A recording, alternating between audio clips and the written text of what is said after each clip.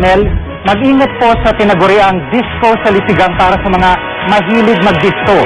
Kagabi isang o 3 miyembro ang arestado matapos na libangin ang isang babae habang nagsasayaw. Si Oscar Oida naka-alerto 24 exclusive.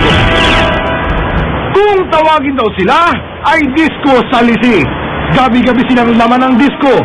Di lamang daw para yumugyog at sumayaw, kundi para umano manalisi ng mga biktimang abala sa pag-inda.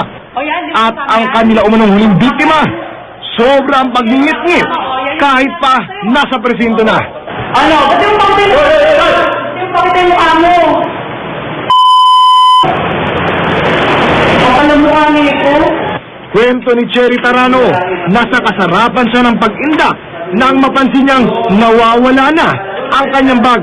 Bali nung mag-start na kami dalawa ng kaibigan ko, napansin namin sa ilalim, wala na yung bag ko.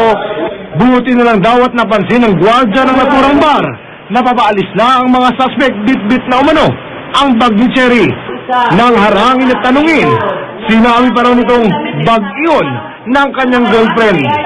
Ngayon may lumapit na guard, yun sinabi namin na nawawalan yung bag ko. Tapos sabi nga nung guard, meron silang pinay-stop na hindi na lalaki, ngayon yung lalaking yun.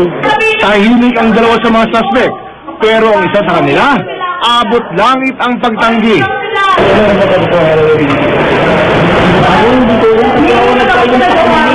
Ako talaga mabait ako. Mabait ha? Bigay talaga sa kanya. Babala ng mga otoridad sa mga kababayang mahilig mag-disco.